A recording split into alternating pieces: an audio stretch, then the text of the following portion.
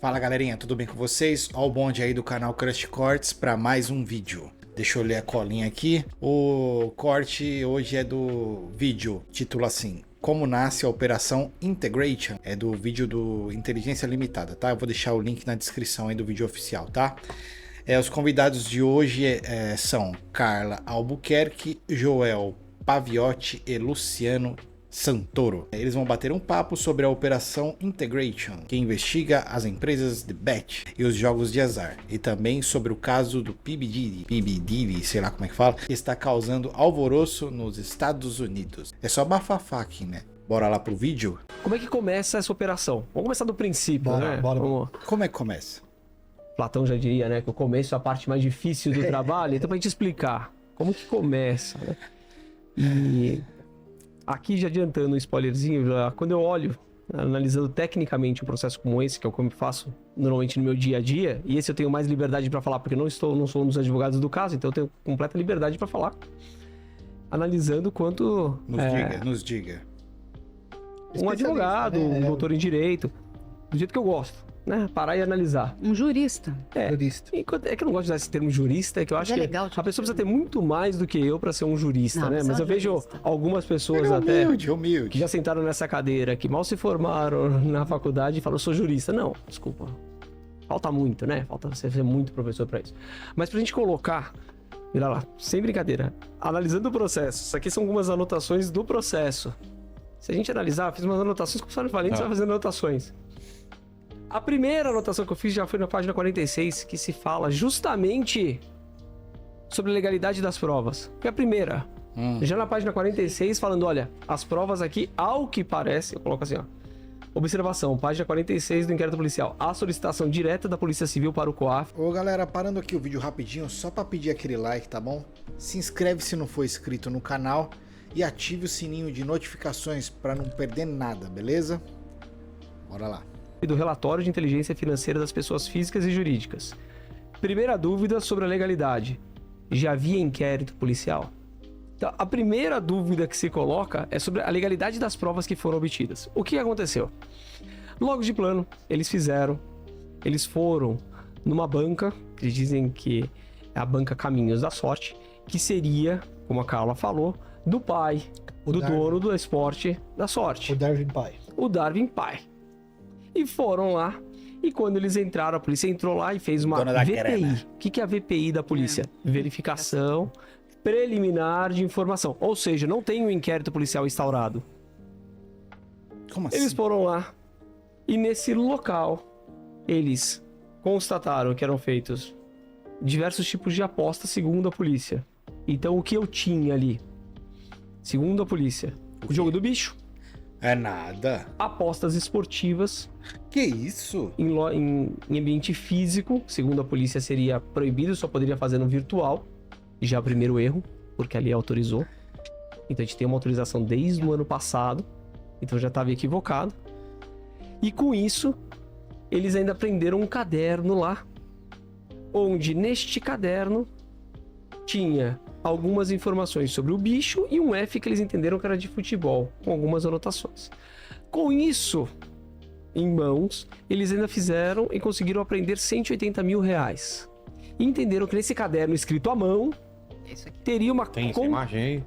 Daria pra passar pra ele. Passou pra ele? É do inquérito aqui. Peraí, deixa eu ver se eu faço um print. Teria ali a contabilidade da Esportes da Sorte. A primeira coisa que você olha e fala, uma empresa desse tamanho, patrocinando Deus e todo mundo, não faria contabilidade num caderninho. Caderninho. Mas isso serviu de base ali para ele começar uma investigação e pedir a quebra do sigilo bancário de diversas pessoas.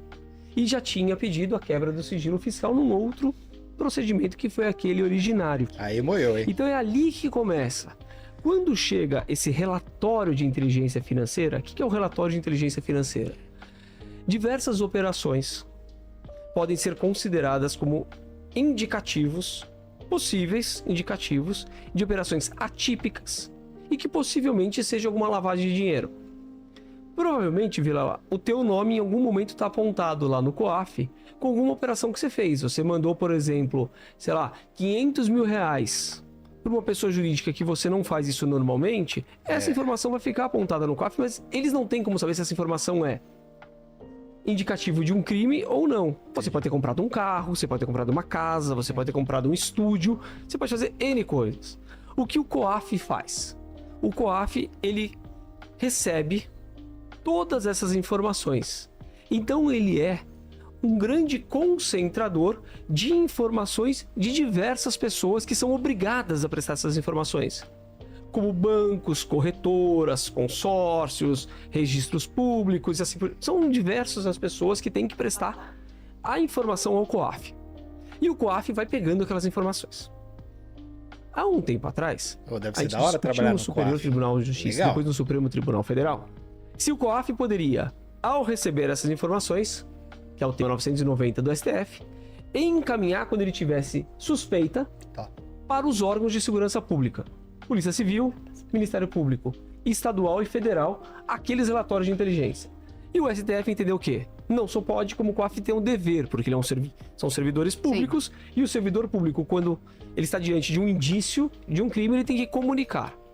Passamos então aí, Vilela, para uma segunda discussão. A segunda discussão foi: quais são os relatórios que existem do COAF? Tem um relatório espontâneo, tem um relatório que é um relatório por encomenda, em que então que o Ministério Público, Polícia Civil, o Judiciário pede ao COAF para que seja verificado se existem informações, apontamentos daquelas pessoas. Perfeito? Bom, inicia-se uma outra discussão no Superior Tribunal de Justiça e depois no STF, se esses relatórios por encomenda seriam relatórios permitidos ou não, seriam autorizados ou não. Isso foi o que eles aprenderam lá na Caminhos da Sorte, naquela banca, 180 mil reais. Na banca do jogo do bicho. Bom, ele pede um relatório de todas essas pessoas diretamente para o COAF, sem, ao que parece, ter instaurado ainda um inquérito policial. A Polícia de Pernambuco. A Polícia de Pernambuco. Só que o STJ tinha entendido lá atrás que esses relatórios por encomenda, eles caracterizariam Fishing Expedition. Por quê? Você não está pedindo pescaria. Uma pescaria probatória. Eu tô indo atrás do Vilela, eu quero saber o que tem no nome do Vilela. E não uma coisa que foi o COAF que encaminhou e a gente vai apurar de uma coisa isonômica. Não, é alguém que já está querendo investigar o Vilela e puxa aquela informação. O STJ entendeu, não pode. Depois de uma decisão, depois de uma decisão do ministro Cristiano Zanin, ele reforma a decisão do STJ e fala, não. É difícil entrar lá, será? O criador de sites da Hostinger, ele nos ajudou a ser referência no nosso nicho de mercado. Sou Jaqueline. O tema já foi decidido que pode. No tema 990, só que era o caminho inverso. Nós estamos tratando do outro caminho. Não do caminho COAF para a segurança pública, mas da polícia para a segurança. É como não foi o COAF que identificou que tá esquisito e mandou. É a polícia que suspeitou do cara e foi buscar algo esquisito. Aí o que restou entendido? Qual que é a última posição? E eu estudo bem isso aí, porque tem alguns processos em que eu discuto esses relatórios, e por isso que eu fiz essa anotação de plano. O que restou decidido nas últimas decisões da sexta turma do STJ? O quê? Entendi o que o STF está falando, que se tiver investigação, poderia pedir. Mas se não tiver inquérito policial instaurado, não pode pedir. E não tinha o inquérito. Não tinha E aí a discussão que a gente tem, depois os advogados colocaram agora, e por isso que eu falo com um pouquinho mais de firmeza, porque eu só tinha feito uma anotação, não tinha ido até o fim, e tem alguns outros procedimentos ligados a este inquérito policial que nós não temos acesso, porque a juíza ainda não liberou. Então eu fico com mais certeza de falar que há uma grande discussão sobre a validade dessas provas, porque com essas provas, o que ele fez com esses relatórios? Ele pediu relatório de um monte de gente. E todo mundo que apareceu naquele relatório foram pedidos outros relatórios. E aí que aparece o nome das pessoas, como Deolane, aparece o nome do Nivaldo Lima, que é o Gustavo Lima, aparece o nome de outras pessoas. Estou falando só essas, porque essas são as duas conhecidas, para não colocar o nome de todas as pessoas, porque eu acho que isso já fizeram muito estardalhaço com relação a algo que para mim dificilmente virará um inquérito policial, vai virar uma denúncia, uma acusação criminal. Mas aí ele pega tudo aquilo e vê para quem foi remetido o dinheiro e fala, olha, essas pessoas estão com incompatibilidade patrimonial e por isso eu tenho indicativo de lavagem. Então, recebeu mais do que declarou e assim por diante. Aí você começa a analisar uma questão de contas. por exemplo, o da Deolane tem uma discussão com relação a ela, de uma Lamborghini que teria sido comprada primeiro, em nome de uma das empresas do... De 4 milhões de reais. Isso. E que depois essa Lamborghini foi passada para a empresa dela, que custaria 4 milhões de reais. Só que o que as pessoas têm que entender é o seguinte, quando eu falo de lavagem de dinheiro, não basta eu ter uma incompatibilidade patrimonial, porque eu não tenho no Brasil o crime de enriquecimento ilícito. No Brasil eu tenho o crime de lavagem de dinheiro. E o que é o crime de lavagem de dinheiro? É um crime que surge pra gente em 98, já na segunda geração da lavagem de dinheiro no mundo, vira lá. Reduzindo toda uma aula que eu dou em 3 horas em 20 segundos. No mundo a gente precisava coibir tráfico de drogas. Não tinha como coibir o tráfico em si. Então você foi atrás do dinheiro do tráfico de drogas. E aí, por mandados de criminalização internacionais, feitos de diversos organismos, obrigou os países que querem comercializar entre si a ter legislação que pegue ali o tráfico de drogas e que pegue a lavagem de dinheiro. Portanto, na primeira geração, a lavagem de dinheiro é ligada só a drogas.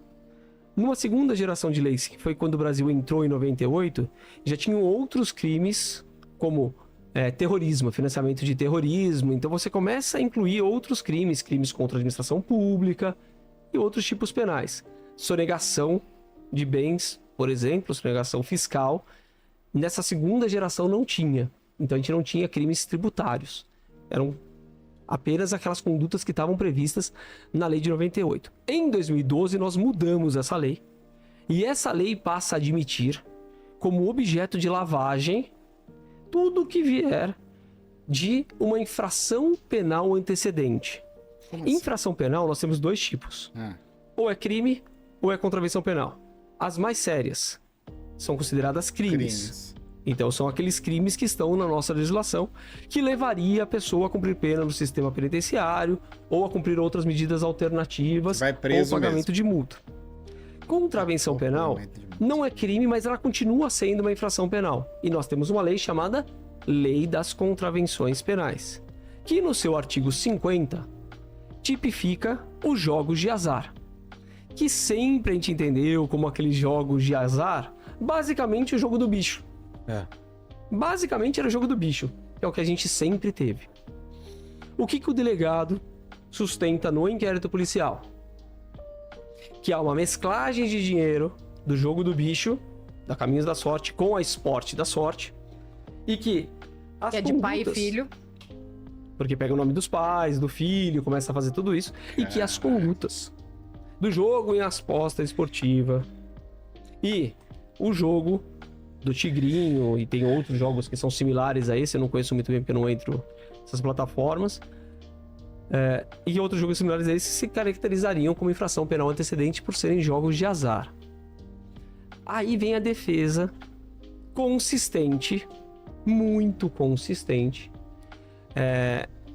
da Esportes da Sorte e do Sr. Darwin e dessas pessoas falando, peraí.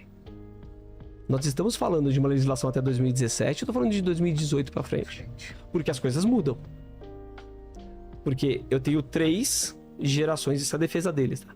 Eu tenho 3 momentos distintos. E eu não posso misturar uma coisa com a outra. Eu não posso dizer que é tudo a mesma coisa, não é? Até 2018, por que as pessoas iam pra Curaçao? E montavam as empresas em Curaçao e... Paraíso fiscal. Que é um paraíso fiscal. E não só um paraíso fiscal, mas era um paraíso fiscal cuja... Ele pertence à Holanda, né? Então... E ele é um país ali que ele tem uma regulamentação muito mais fácil das empresas cumprirem para abrirem essas bets ou essas casas de jogos. Como a Blaze, por exemplo. A Blaze está lá em Curaçao. Ela é uma sociedade que está lá, acho que chama Planifique, alguma coisa assim. Ela está lá em Curaçao. E todos, até 2018, como era um país que tinha regulamentação, todo mundo ia para Curaçao ou algum outro país, na Indonésia, abrir essas casas, porque lá fora era regulamentado e no Brasil não era regulamentado, não tinha esta regulamentação. Então foi comum as pessoas abrirem lá, né? A própria Esportes da Sorte, ela tem a empresa dela aberta lá. E ele tem uma outra empresa com a empresa dele, que é de gerenciamento de marketing, que tem prestação de serviços para esta outra empresa. E que o delegado entende que a Esportes da Sorte ela não está lá em Curaçao, ela está nessa sede em Recife dessa empresa de marketing. Que a defesa fala não. Só que a defesa vai um pouco mais além e fala, olha, você está confundindo o que é jogo de azar do artigo 50 da Lei de Contravenções Penais com aquilo que eu faço. Eu não tenho absolutamente nada a ver com a Caminhos da Sorte ou com o jogo de bicho. Mas eu faço sim, e ele assume na defesa. Eu tenho aposta esportiva, que desde 2018 está regulamentada, está previsto na nossa legislação. E a partir do momento que você prevê na legislação a aposta esportiva, você sai da possibilidade de enquadrar como um jogo de azar da Lei de Contravenções Penais. E aí, o que vocês acharam do vídeo? Top, né? Não esquece de deixar o like, comenta aqui o que você achou realmente do vídeo, o que eu posso fazer para melhorar, qual vídeo você gostaria de comentar comigo aqui, de dar uma olhada. Vou deixar o link do vídeo oficial aqui na descrição, tá bom? E fiquem com Deus, até mais.